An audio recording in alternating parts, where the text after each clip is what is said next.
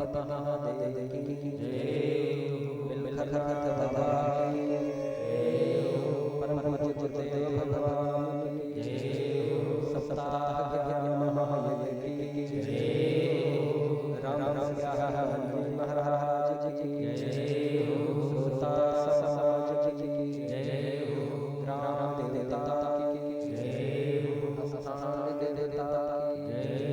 हर हर महादेव।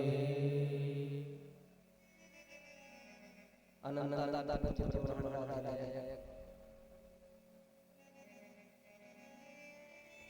सर्वजनिता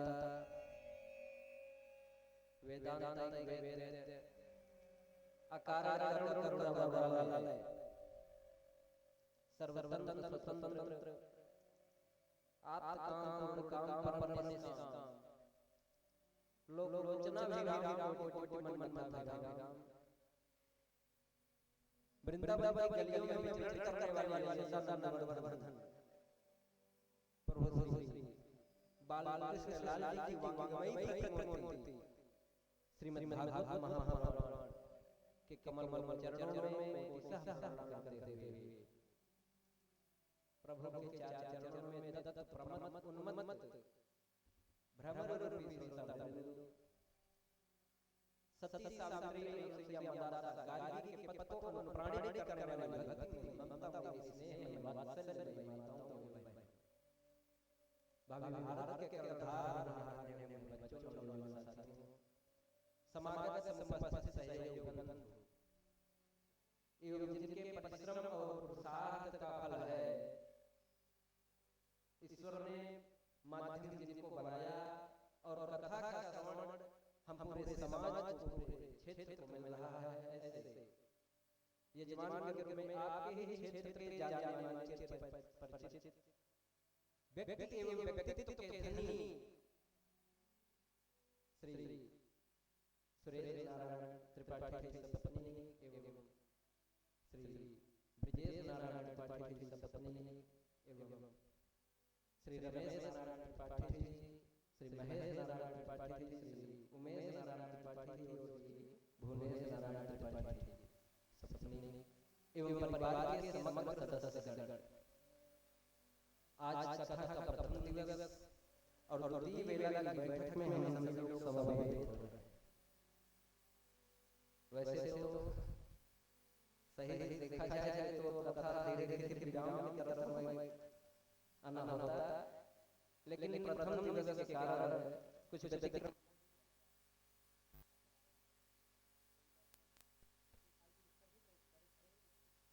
राग से और राग न हो तो अनुराग से सब लोग दो चार बार भगवत नाम संकीर्तन करें मिलजुल करके। उसके बाद प्रभु की ही पुष्पवाटिका से कुछ पत्र पुष्प लेकर के इन्हीं के चारों चरणों में अर्पित करने का प्रयास किया जाएगा।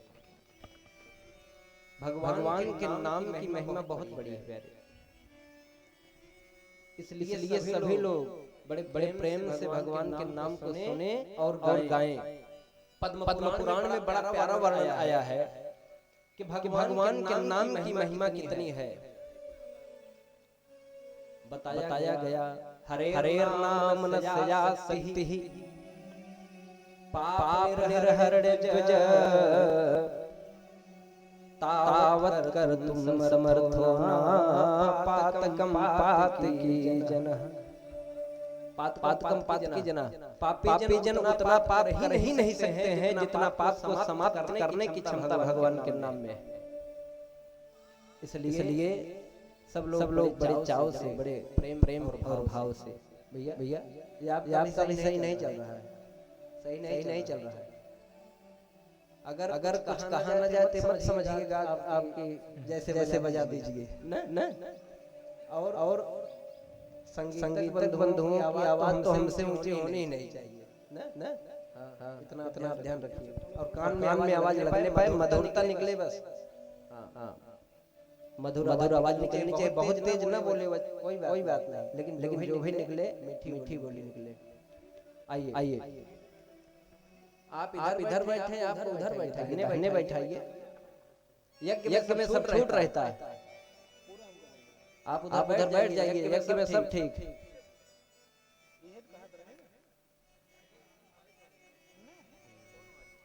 बोले वृंदावन बिहारी लाल की जय हो। जान बूझ के न छूने पाए, बस अनजाने में छू ले तो कोई बात नहीं, लेकिन जान बूझ करके न छूने पाए न।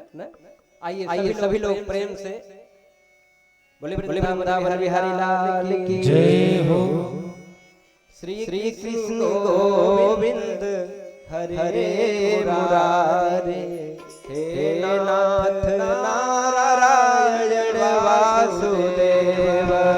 श्री कृष्ण गोविंद हरे मुरारी, हे नाथ नारायण वासुदेव।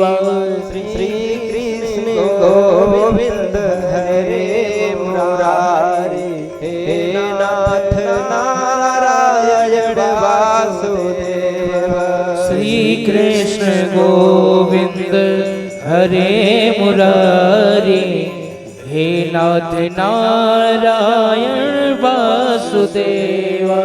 हे नाथ नारायण वासुदेव, हे नाथ नारायण वासुदेव, हे नाथ नारायण वासुदेव, हे नाथ नारायण वासुदेव। हे लक्ष्मी नारायण वासुदेव, हे लक्ष्मी नारायण वासुदेव, हे लक्ष्मी नारायण वासुदेव, हे लक्ष्मी नारायण वासुदेव। श्री कृष्ण गोविंद हरे मुरारी, हे नाथ नारायण वासुदेव। श्री कृष्ण गोविंद हरे मुरारी, हे नाथ नारायण वासुदेव।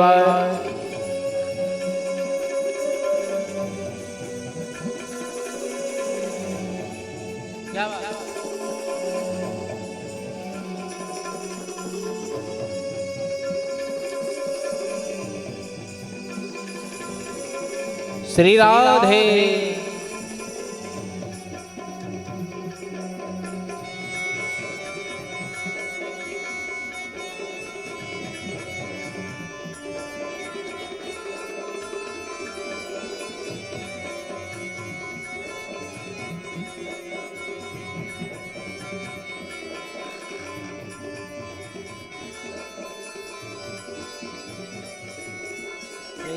कृष्ण गोविंद हरे मुरारे, हे नाथ नारायण वासुदेव।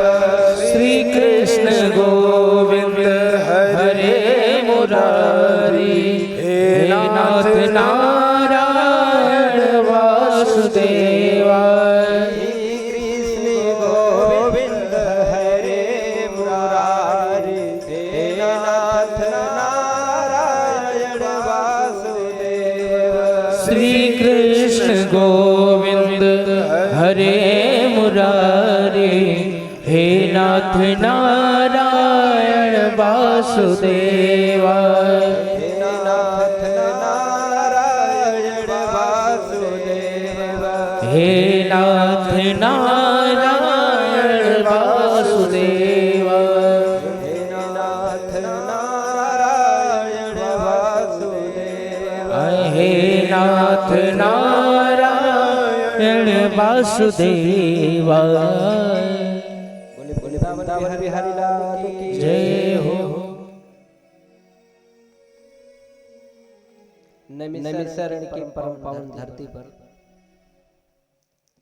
सौनक जी के साथ 88,000 ऋषि लोग बैठे हुए हैं, और उन्हीं के समक्ष उच्च आसन पर श्री श्री सूत जी महाराज विराजमान है।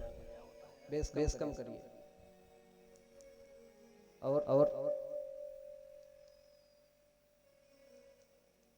श्री व्यास जी बड़ा प्यारा प्यारा मंगलाचरण किए हैं। आइए उसका श्रवण कर लिया जाए, उसके बाद कथा में प्रवेश किया जाए कि सूत जी शौनकादिक ऋषियों के प्रश्न का उत्तर कैसे दे रहे हैं। मंगलाचरण व्यास जी किए हैं। सच्चिदानंद रूपाय विश्वोत्पत्त्यादि हेतवे तापत्रय विनाशाय श्री कृष्णाय वयं नमः। हमारा परमात्मा है कैसे, क्या क्या करते हैं न? सत घन चित घन और आनंद घन, ये परमात्मा का तीन स्वरूप है। सत क्या है? जो पहले भी था, आज भी है और बाद में भी रहेगा। जो त्रिकाला बाधित सत्य है वही भगवान का सत स्वरूप है।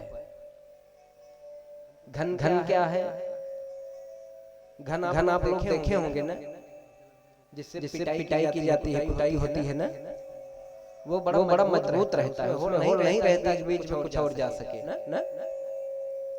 ते भगवान का सत घन जो है ये एक स्वरूप है।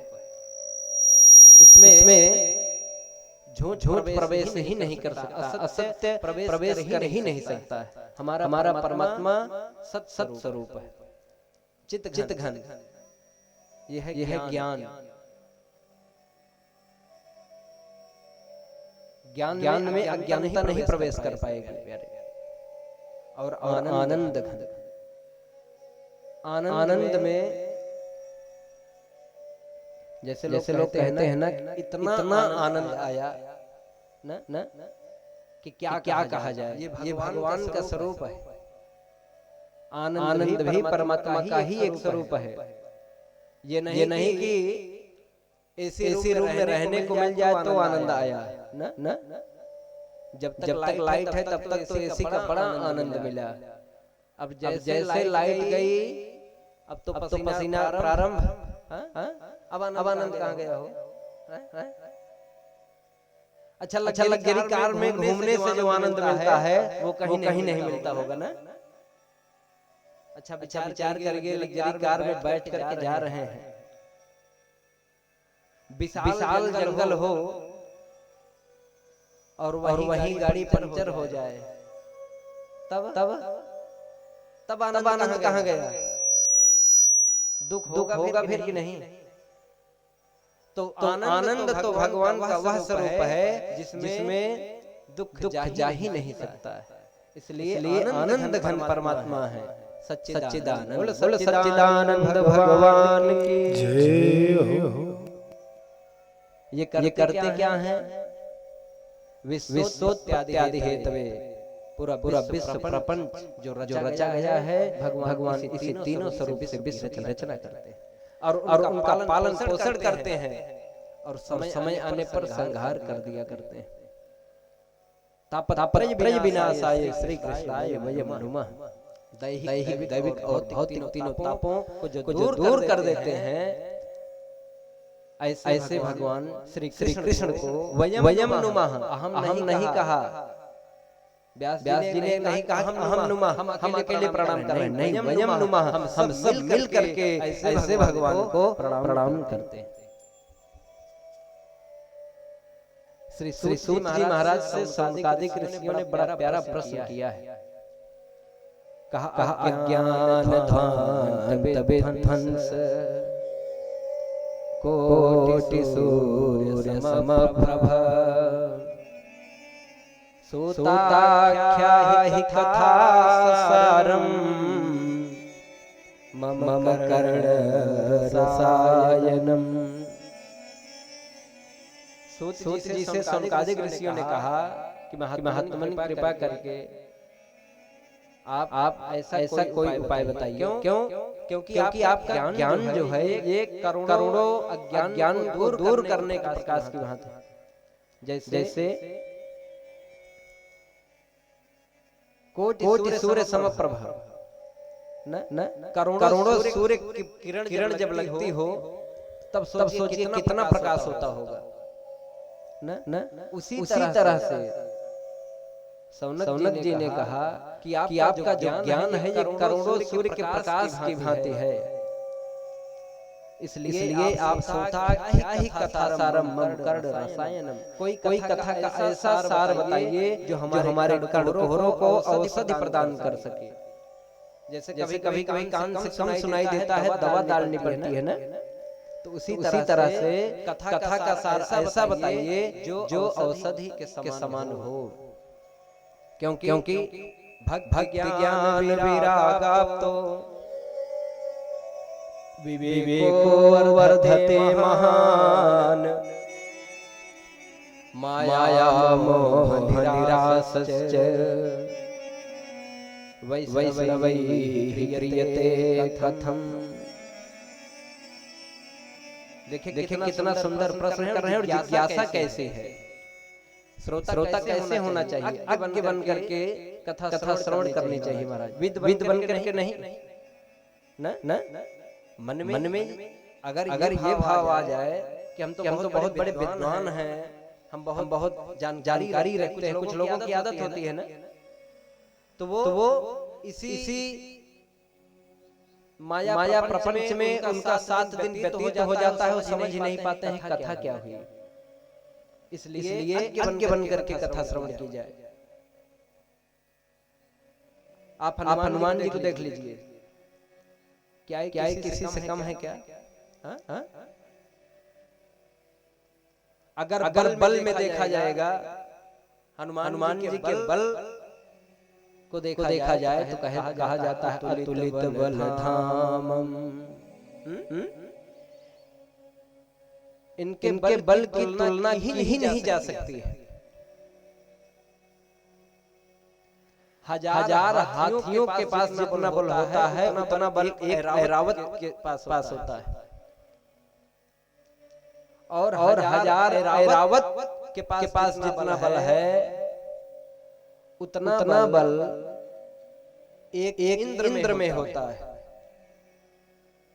देवताओं के राजा हैं इंद्र, तो ऐसे थोड़ी कोई इंद्र बन जाएगा, उसके पास तो होना चाहिए ना।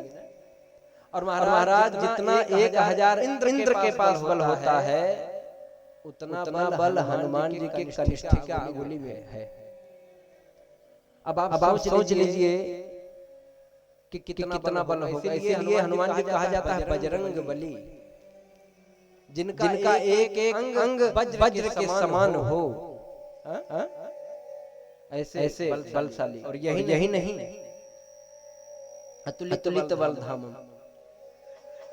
और ज्ञानियों में भी बड़े श्रेष्ठ है महाराज। ज्ञानीना नाम अग्रगण्यम कहा जाता है, इनसे बड़ा ज्ञानी भी कोई नहीं है। न हनुमान जी से बड़ा ज्ञानी कोई है क्या? नहीं है। लेकिन उसके बाद भी देखिए तो जहां पर भी राम जी की कथा होती है वहां सबसे पहले पहुंच जाते हैं। किस लिए? कथा श्रवण करने के लिए। और बुद्धिजीवी भी इनसे ज्यादा कोई है नहीं। हनुमान जी से ज्यादा बुद्धिमान कोई नहीं है। कहा जाता है ना बुद्धिमताम वरिष्ठम। तो प्यारे हनुमान जी से शिक्षा लेनी चाहिए कि हम कितने भी बड़े विद्वान क्यों ना हो, कितने भी बड़े बुद्धिमान क्यों ना हो, हमको तो हमेशा कथा में रुचि हमारी बनी रहनी चाहिए, ये ध्यान रहना चाहिए।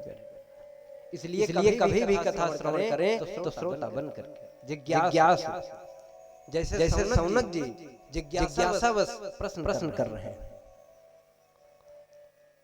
कि भक्ति ज्ञान विरागाप्तो विवेको वर्धते महान। जिसको श्रवण करने से भक्ति जागृत हो,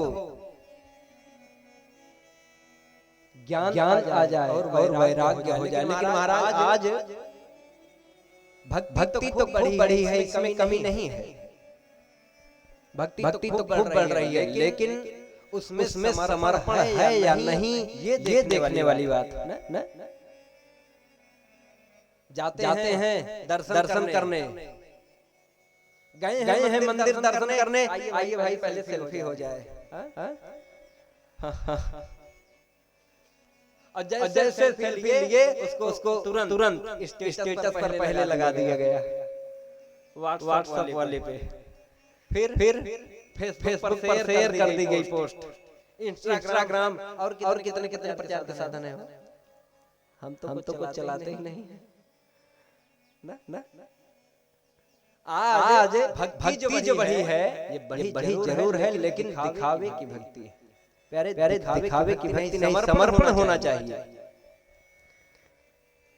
और जिससे माया मोह से बचा जा सके, क्योंकि घोरे कलौ प्रायः जीवश्चासुरतां गतः क्लेशाक्रान्तस्य तत्रैव शोधने किं परायणम्। इस घोर कलयुग में, घोरे कलौ प्रायः, इस घोर कलयुग में जीव ज्यादातर असुरता को प्राप्त हो गए हैं महाराज। और ऐसे प्राणियों का कष्ट कैसे दूर हो, कृपा करके कोई उपाय बताइए। तब श्री सूत जी अब बताना चाह रहे हैं। तब फिर से प्रश्न हो गया कि देखिए महाराज, कोई ऐसा उपाय बताइएगा जिसको श्रवण करने मात्र से श्रेयसां यद् भवेच्छेयः पावनानां च पावनम् कृष्ण प्राप्तिकरं सवत् साधनं तत्वदाधुनः। जो श्रेयस्कर साधन हो उसको मत बताइएगा। श्रेयसाम यद् भवेच्छेयः, जो श्रेयस्कर से भी श्रेयस्कर साधन हो और जो उसको श्रवण करने मात्र से कृष्ण प्राप्त करम शाश्वत शांति मिल जाए महाराज। भगवान श्री कृष्ण की भक्ति जो मिले वो शाश्वत मिलनी चाहिए, हमेशा के लिए मिलनी चाहिए। तब श्री सूत जी महाराज बता रहे हैं, इसके लिए तो एक उपाय है, लेकिन वह उपाय सब्र कर भी नहीं सकते ना। तो भैया कौन सा उपाय है? कहा ऐसा उपाय, ऐसी दवा तो हमारे पास है, मैं वह औषधि जरूर प्रदान कर सकता हूँ, लेकिन भाई कुछ परहेज भी जरूरी है ना। दवा तो काम करती है, लेकिन उसके साथ साथ परहेज करना पड़ता है कि नहीं। तो दवा क्या है? कहा भैया इसके लिए तो भागवत की शरण में चलना पड़ेगा। अच्छा भागवत क्या है? भागवत क्या कोई साधारण ग्रंथ है? नहीं प्यारे, भगवतः इदं भागवतम, भागवत ही भगवान है। भागवत कोई साधारण ग्रंथ नहीं है कि व्यास जी लिख दिए हैं। प्यारे, भागवत जी का तो पूजन करना चाहिए। इसमें 12 स्कंध हैं, 335 अध्याय हैं और 18,000 श्लोक है, 75 लाख शब्द से भरा हुआ पूर्ण ग्रंथ है प्यारे भागवत। श्रीमद् भागवत जो है ये पूर्ण ग्रंथ है। भा प्रकाश सच्चिदानंद गतिर्यस्य दुरत्यज वरिष्ठ सर्वशास्त्रेषु तरणिं भवार्णवात्। चार अक्षर है ना भागवत में, भागवत। तो क्या है? भाई ये भगवान का ही स्वरूप है। और इनके ध्यान करने मात्र से, स्मरण मात्र से हमारी गति सुधर सकती है। गतिर्यस्य दुरत्य, और यही नहीं, वरिष्ठ सर्वशास्त्र महाराज सभी शास्त्रों में श्रेष्ठ है, वरिष्ठ है। एक बार ब्रह्मा जी को भी मोह हो गया। ब्रह्मा जी को ये मोह हुआ कि भागवत ही सबसे श्रेष्ठ कैसे हो सकते हैं। तराजू उठा लिया, महात्माओं ने कहा भैया काम करो ब्रह्मा जी, अब तो इसको तौल लिया जाए, वजन कितना है अपने आप पता चल जाएगा ना। तराजू ब्रह्मा जी उठाए, एक तरफ भागवत जी को रखे और दूसरे तरफ 17 पुराण रखे। महाराज फिर भी भागवत जी भारी पड़े। ब्रह्मा जी को अभी भी मोह इनका भंग नहीं हुआ। अब जिधर 17 पुराण रखे थे उसी तरफ उठा करके 6 शास्त्रों को भी रख दिया। इसके बाद भी भागवत जी का वजन ज्यादा रहा।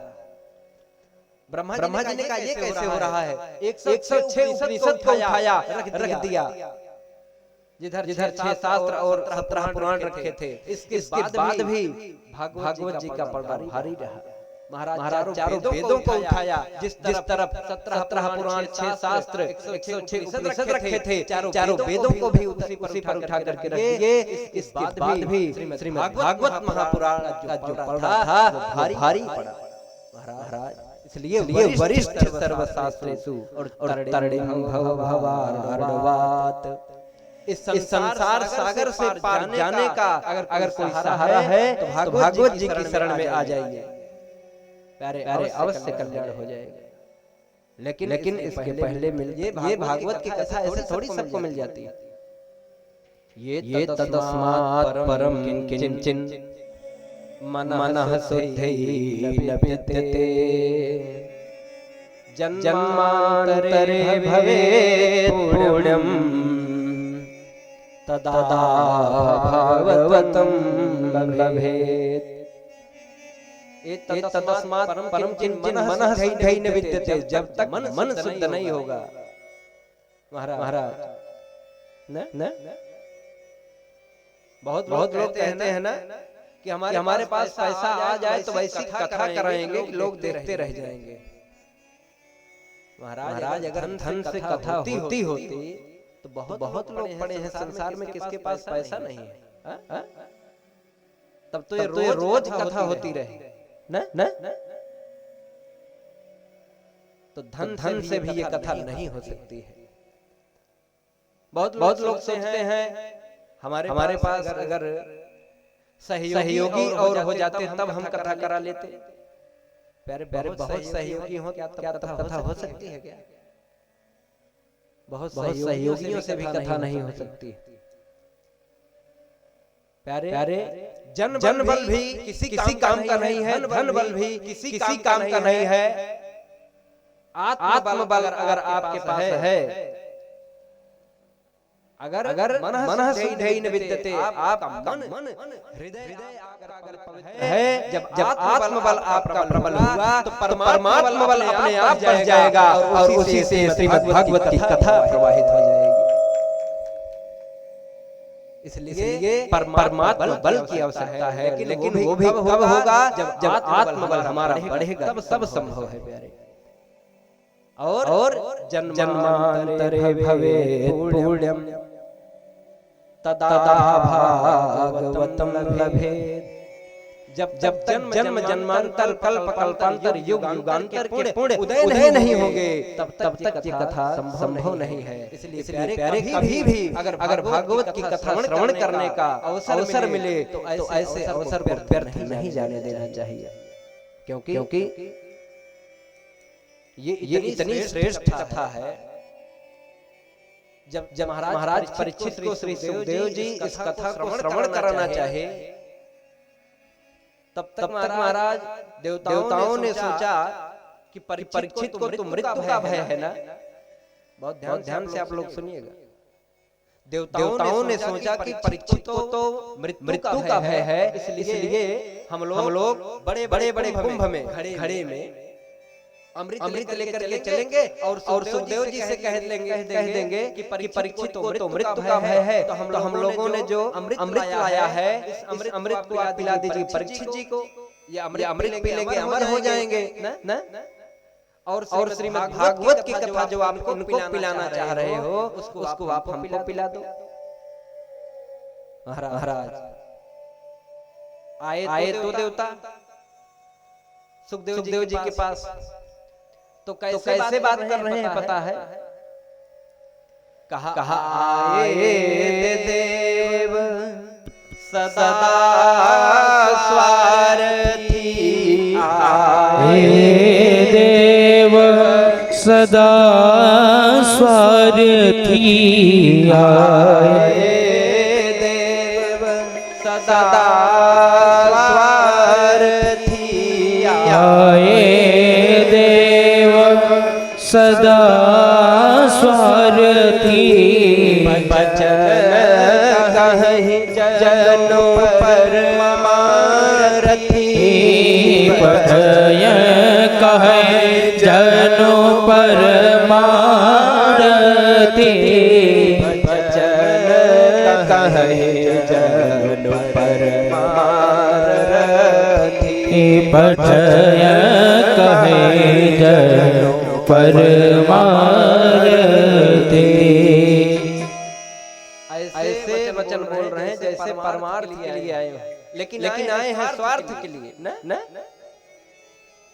तो श्री सुखदेव जी से देवताओं ने कहा महात्मा ने एक काम करिए, परीक्षित को मृत्यु का भय है, तो इसलिए हम लोग देखिए स्वर्ग से अमृत का कुंभ लेकर के आए हैं। इस घड़े में अमृत ही भरा है, इसको आप पिला दीजिए परीक्षित जी को, और जो परीक्षित जी को अमृत पिलाना चाह रहे हैं उसको हमको पिला दीजिए।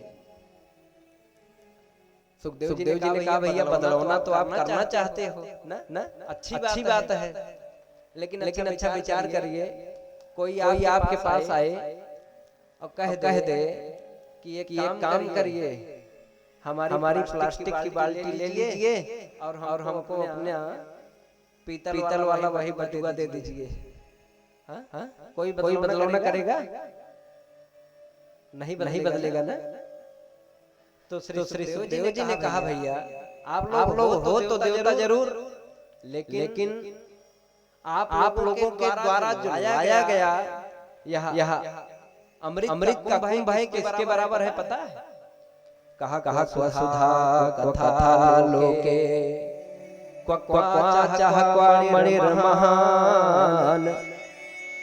ब्रह्मरा तौ विचार्य एवं तदा देवान् जहासः। कहा क्वासुधा क्वाकथा लोके क्वाचाह क्वामणिर्महान्, कहाँ कांच और कहाँ पारस मणि। भला कोई अपनी पारस मणि कांच लेकर के कोई दे सकता है क्या? कभी बदलौना नहीं होगा ना। उसी तरह से कहा भैया ये कथा जो है ये तो अमृत कथा है, भगवत कथा एक अमृत कथा है, देवों को भी दुर्लभ कथा है।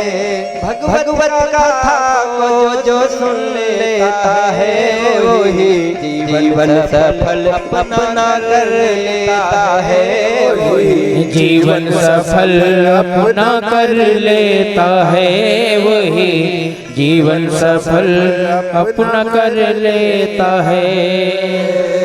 भगवत कथा एक अमृत कथा है, देवों को भी दुर्लभ कथा है। भगवत कथा को जो सुन लेता है वही जीवन सफल अपना कर लेता है, वही जीवन सफल अपना कर लेता है, कोई जीवन सफल अपना कर लेता है। श्री कृष्ण गोविंद गाता है जो भी, श्री कृष्ण गोविंद गाता है जो भी, प्रभु की शरण में जाता है वही, प्रभु की शरण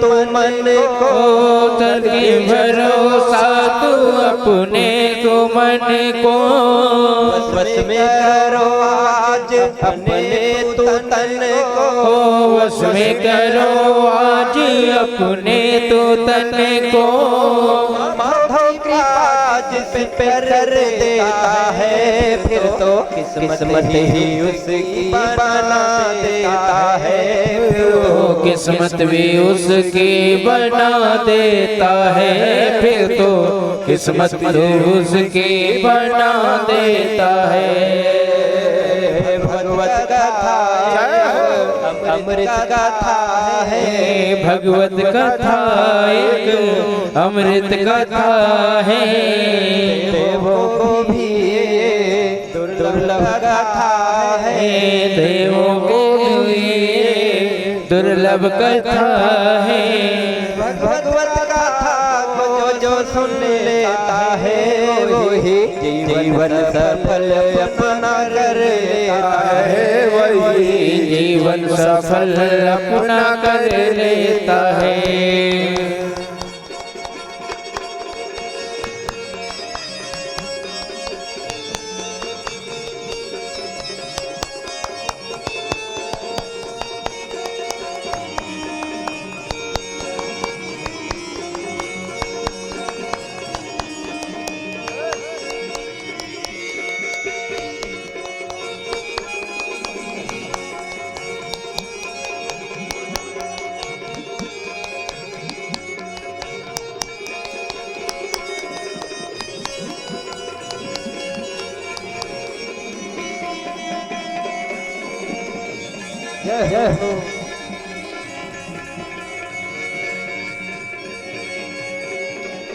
जो भी शरण में जाता है प्रभु के जो भी शरण में जाता है प्रभु के सफल मनोरथ होते हैं उनके सफल मनोरथ होते हैं उनके भगवान की माया सबको नचाए भगवान की माया सबको नचाए राजा से चाहे तो रंग बनाए राजा को चाहे तो रंग बनाए जिस पर नर श्याम कर देता है मानो से वही पार हो जाता है मानो से वही पार हो जाता है मानो से वही पार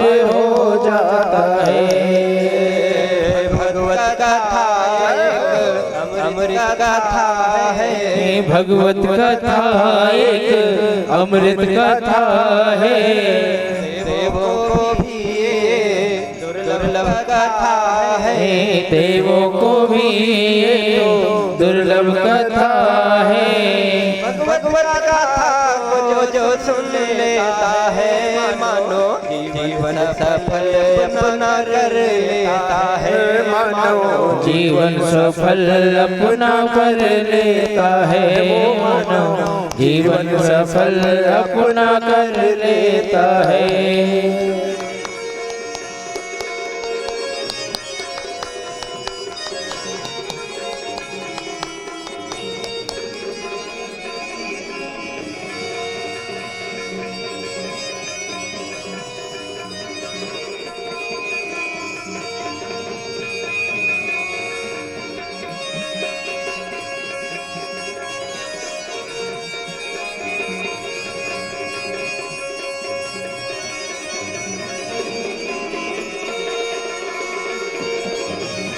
क्या बात है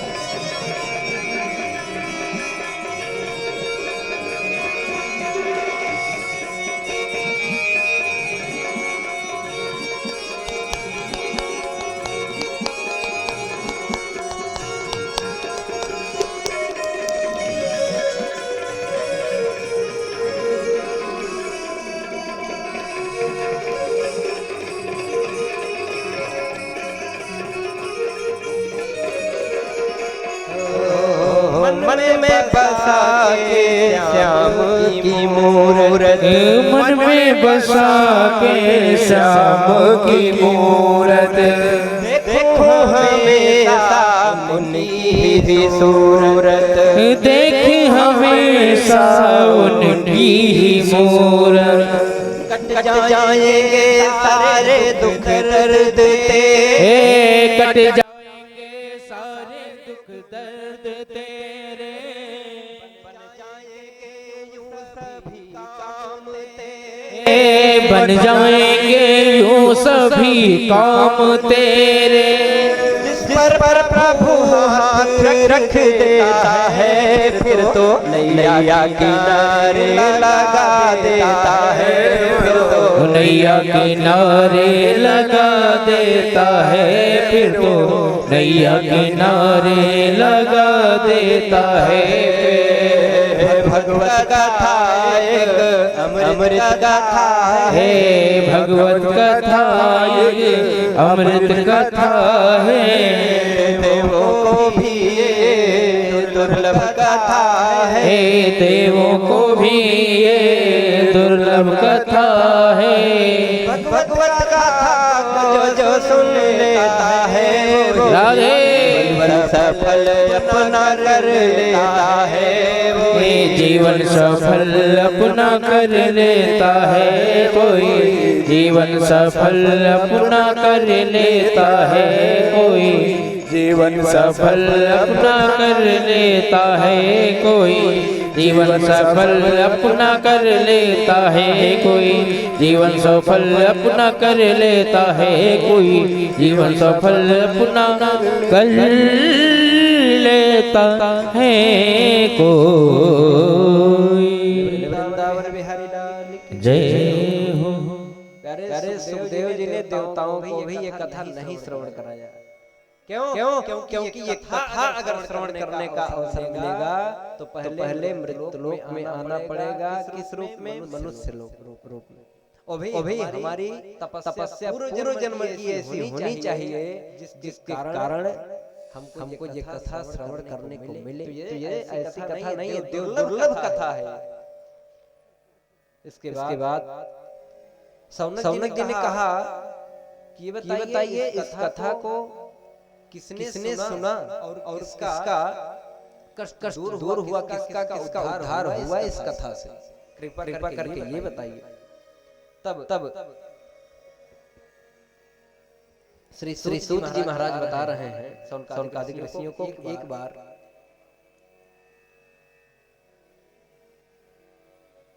बद्रीनाथ जी के धाम में एकदा हि विशालायाम चत्वारि ऋषयो मलाः। एक बार सत्संगार्थं समायाता ददृशुस्तत्र नारदम्। महाराज श्री रामचरितमानस में एक बार जहाँ आया है वहां से एक कथा प्रारंभ हो रही है, और श्रीमद् भागवत महापुराण में जहाँ एकदा शब्द आया है यहाँ से एक कथा प्रारंभ हो रही है। तो बताया कि एकदा ही विशालायाम, एक बार विशालापुरी बद्री विशालनाथ जी के धाम में सनक सनंदन सनातन और सनत कुमार चारों भैया सत्संग के लिए विचरण कर रहे थे। तभी नारद जी का दर्शन इनको हो गया, और नारद जी को जब चारों ऋषियों ने देखा तो नारद जी के चेहरे पर महाराज जैसे 12 बजे हों। तब तो महात्मा का ये भैया नारद इधर आओ, ये आपको क्या हो गया है? आपके चेहरे पर 12 बजे हैं। अरे आप तो हमेशा प्रसन्न चित्त रहने वाले हो ना। ऐसा लग रहा है जैसे आपका बहुत बड़ा नुकसान हो गया हो। सारा घोटाला आप ही किए हो क्या कि ईडी का छापा पड़ रहा है? तब जो है नारद जी ने कहा नहीं, एक बात हमारे मन में है, उसका संशय कैसे दूर हो मैं स्वयं नहीं जान पा रहा हूँ, लेकिन अब आप लोग मिल रहे हैं, अब जरूर हमारा कष्ट दूर हो जाएगा। तब चारों भाइयों ने पूछा कि बताइए क्या हुआ है, किस कारण मलिन मुख को लिए हुए विचरण कर रहे हैं? तब नारद जी ने कहा भैया मैं मृतलोक में गया था सत्संग करने के लिए, लेकिन वहां मैं सत्संग करने के लिए पुष्करम च प्रयागम च काशीम गोदावरीम तथा तीर्थों के गुरु पुष्कर के पास गया, वहां सत्संग नहीं मिला। और तीर्थों के राजा प्रयागराज में गया, वहां भी सत्संग नहीं मिला। तो मेरा मन हुआ कि नहाकर भोर गंगा में अगर मन से गुजरती है तो नंदन बन की परछाई बनारस में उतरती है। चलो सिद्ध नगरी का करे दर्शन नयन भर के, जहाँ त्रिशूल पर काशी हमेशा नृत्य करती है। कहाँ पहुंच गए? बनारस काशी पहुंच गए नारद जी। लेकिन महाराज काशी गोदावरी तथा काशी जाकर के भी इनको सत्संग नहीं मिला। गोदावरी तक की यात्रा किए, सत्संग नहीं मिला। तब नारद जी गृहस्थों के आश्रम में भ्रमण करने लगे, घर विचरण करने लगे नारद जी। और एक बात आप लोग जान लीजिए, गृहस्थ जीवन तो उसी का धन्य है।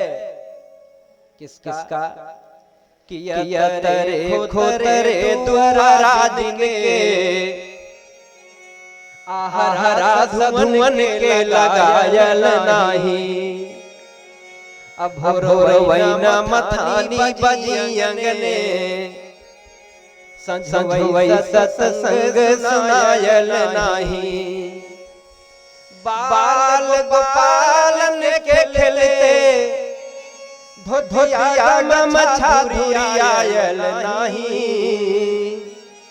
तो धन लाख तिजोरी में बंद रहे, आनंद गृहस्थ के पायल नाही। अरे इसलिए गृहस्थ जीवन तो उसी का धन्य है।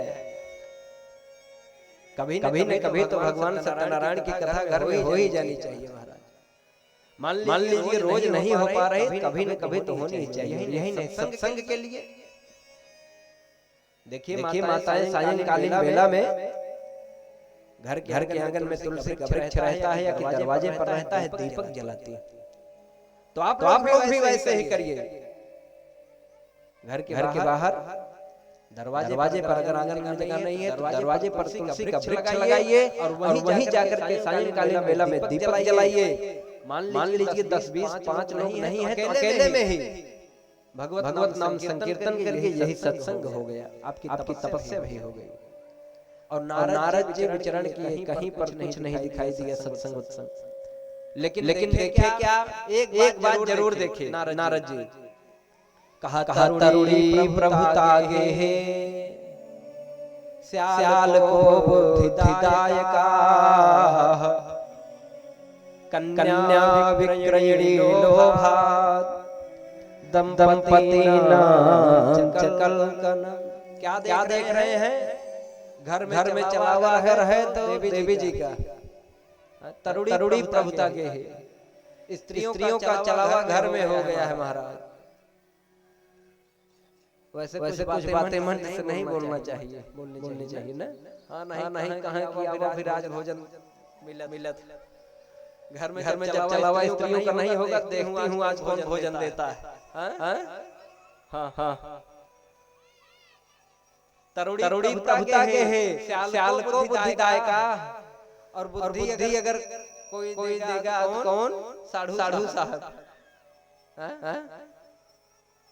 महाराज साधु साहब अगर घर के मालिक हो गए ना तो बिना कहे भल दीन दयाला। हाँ अब आजकल के साधुओं का जब होते हैं हो अपने घर में बेचारे चाहे कभी भी झाड़ू लगाते हो, लेकिन साधुआने पहुंच गए तब देखिए फिर हाल तो क्या कहना है। मानो सारा भार इन्हीं के सर पर रखा हुआ है। यहाँ कोई साधुआने उड़वाने के प्रिय तो नहीं है भैया। हाँ नहीं तो हम बोल रहे हो और आप लोग सोच रहे हो ना। तो सबसे बड़े सलाहकार यही रहते श्याल को बुद्धिदाय का। महाराज पुत्र भी वैसे हो गए हैं ना, ये ससुरारी से प्रेम इनका ज्यादा होगा सढ़ुआने से।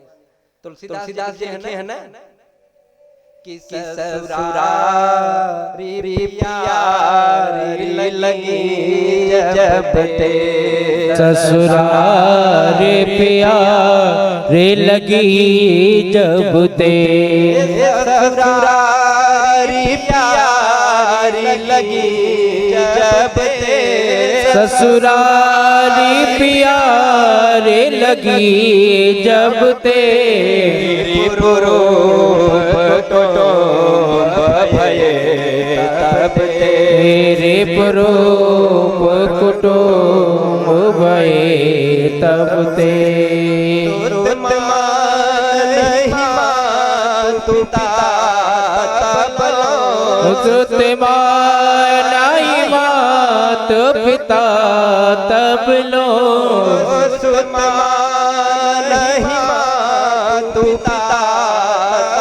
लो, सुत मानाई मात पिता तब लो,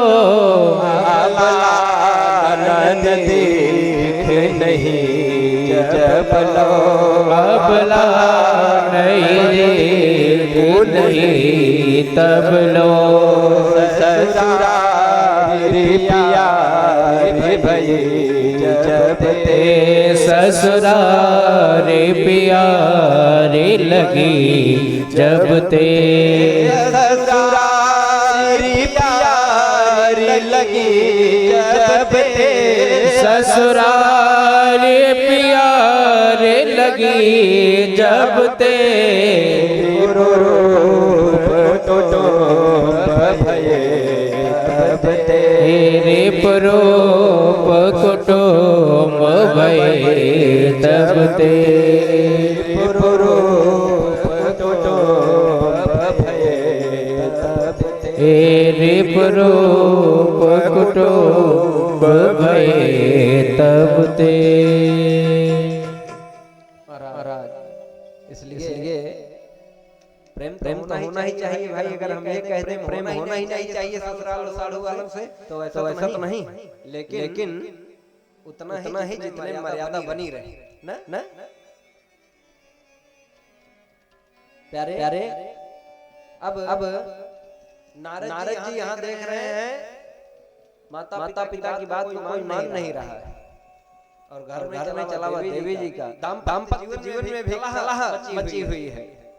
तब नारद जी वहां से चले, बता रहे हैं नारद जी चारों महात्माओं को कि भैया मैं जब वृंदावन कल करती हुई कंसित कुंठित प्राणियों को जीवन प्रदान करने वाली कालिंदी यमुना के तट से मैं जा रहा था वृंदावन से, तब तक एक देवी ने हमको देखा और उसने आवाज लगाई। क्या देखा देवी ने? भो साधो क्षणं तिष्ठ मम चिंता विनाशय दर्शनं तवलोकस्य सर्वथा हरं परम। साधु थोड़े क्षण के लिए आप हमारे पास आ जाइए। क्षणम तिष्ठ, एक क्षण के लिए भी आप हमारे पास बैठ जाइए बस। क्यों? क्योंकि महाराज महात्माओं का एक क्षण भी अगर मिल जाए जीवन में तो बहुत काम का होता है। बहुत बड़ी व्यथा दूर हो सकती है। कब? एक क्षण के लिए भी जब हमको महात्मा का दर्शन हो जाए तब बोल पड़ी बैठ जाइए। तो नारद जी बता रहे हैं कि मैंने देखा वह देवी नवयुवती थी, लेकिन उसके गोदी में दो बुजुर्ग बैठे थे। नारद जी ने पूछ लिया ये कौन है? तो उस देवी ने बताया कि मेरा नाम भक्ति है, अहम भक्ति ऋतिख्यातो इमौ में तनयौ मतौ। ये दोनों मेरे बालक हैं। एक का नाम है ज्ञान और एक का नाम है वैराग्य। महाराज ज्ञान वैराग्य नामानो काल योगेन जर्जरो। ये दोनों मेरे पुत्र हैं। और यही नहीं, नारद जी ने देखा कि देवियां उनको पंखा झल रही थी। बोले ये कौन है? कहा ये साधारण देवी नहीं, ये तो गंगा और यमुना सरस्वती नदियां हैं जो हमारी सेवा में लगी हैं, पंखा झल रही हैं। नारद जी ने कहा, हे भगवान, ये मैं क्या देख रहा हूँ? नाम है भक्ति, दो पुत्र हैं, बताइए इससे बड़ा कष्ट माता पिता को क्या हो सकता है कि माता पिता नवयुवक हों और बच्चे उनके सामने बुजुर्ग हो जाएं। इससे बड़ा कष्ट कोई हो सकता है? मैया भक्ति ने यही कहा कि सबसे बड़ा कष्ट तो मेरा यही है। देख रहे हैं इनको जरा अवस्था आ गई है, बुढ़ापा की अवस्था आ गई है, ये कैसे दूर हो? महाराज नारद जी बहुत प्रयास किए, लेकिन कोई बात बन न सकी। तब नारद जी वहां से चले हैं और वही विशालापुरी में बताई कि अब आप लोग मिल गए हैं। तो चारों भाइयों ने, सनक, सनंदन, सनातन और सनत कुमारों ने कहा कि बस चलिए, चिंता मत करिए, अब मानो आपका कष्ट दूर हो गया। प्यारे ध्यान देना, बहुत लोग कहते हैं ना कि ये कथा कैसे प्राणियों का कल्याण करती है न? और कहाँ कराई जाए कथा? कभी ये समस्या बहुत आती है। मान लीजिए हाँ, आपका तो इतना बड़ा दरवाजा है, कोई समस्या नहीं है। कहीं हम लोगों को ऐसे जाना पड़ता है जहाँ जिसके पास घर तो है, लेकिन इतनी जगह नहीं है कि वहाँ कथा हो सके। और पता लगा अगर हमने कह दिया भैया बगल में किसी के यहाँ कथा करा लीजिए, तो बल्कि जिनके यहाँ होनी है वो तो कहते हैं ठीक मैं अपना दरवाजा खाली कर दूंगा, आप कर लीजिए। तब तक दूसरा का पड़ोसी कहेगा ये अपने यहाँ कराई जाती है। अपने दरवाजे कराइए कि दूसरे के यहाँ जा रहे हो कराने? हे भगवान, अब बताइए न? अच्छा विचार करिएगा। आप लोग भागवत जी की कथा सुन रहे हैं, अब कथा आने वाली है कि कहाँ कथा हो सकती है और कैसे जीवों का कल्याण हो सकता है। और कभी एक प्रश्न ये भी आता है कि का हो खरबसुआ में कथा करा रहे हो क्या? बताइए, खरमास लगा है, इसमें कथा नहीं करनी चाहिए। हे भगवान, अच्छा ठीक भैया, कथा नहीं करनी चाहिए। और क्या नहीं करना चाहिए? अरे और सब करना चाहिए, लेकिन कथा नहीं करनी चाहिए। अच्छा तो शास्त्र प्रमाण दे रहा है कि अस्ते गौ नष्ट गते च जीवे सुप्ते मुकुंदे धनमीन रवो विष्णु विधानम रविरुद्र पूजाम शेषाणि कार्याणि विवर्जयन्ति। अब बताइए, चाहे गुरु अस्त हो, चाहे शुक्र अस्त हो, चाहे मीन पे चंद्रमा रहे, चाहे धन पे रहे, लेकिन महाराज भगवान भास्कर की पूजा, भगवान शंकर की पूजा और भगवान नारायण की पूजा ये कहीं बंद ही नहीं हो सकती। और यही नहीं, कुछ दिन बाद पितृपक्ष लगने वाला है। बहुत ध्यान से आप लोग सुनिएगा। पितृपक्ष में तो लोग मंदिर जाना बंद कर देते हैं, प्रतिदिन का पूजन भी बंद कर देते हैं। लेकिन महाराज पितृपक्ष से श्रेष्ठ दिन तो कोई होता ही नहीं पितरों के कल्याण के लिए। अरे उसमें पितरों की पूजा तो करनी ही चाहिए, लेकिन भगवान की पूजा कदापि बंद नहीं करनी चाहिए। उसमें तो आप और पूजा करिए और भगवान से प्रार्थना करिए कि हमारे पितरों का कल्याण हो, इनका उद्धार हो। दैनिक पूजन भी कभी नहीं बंद करना चाहिए। जब तक सूतक न लगे तब तक पूजन नहीं बंद होता है। शास्त्र प्रमाण दे रहा है, दूसरे के कहने से मत चलिए। अच्छा अपना सुनना नहीं है, दूसरे की सलाह वही लोग देते हैं जो स्वयं जिनको कुछ नहीं करना रहता है ना? इसलिए कभी मन में ये भाव नहीं आना चाहिए कि कब करें ये कथा, कहाँ करें, कैसे करें।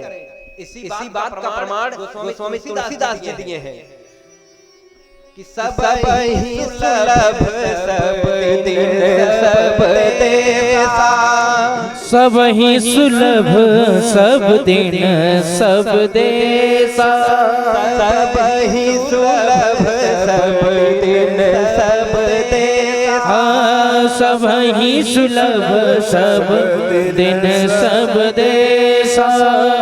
सेवत सादर समन कलेसा सेवत सादर समन कलेसा सेवत सादर समन कलेसा सेवत सादर समन कलेसा। सब ही सुलभ, सबको सुलभ है ये कथा। सब दिन में सुलभ है, सब देश में सुलभ है। नहीं देख लीजिए, आज हमारे आपके यहाँ ही विद्वान जाकर के विदेशों में कथा गा कर आ रहे हैं कि नहीं आ रहे हैं?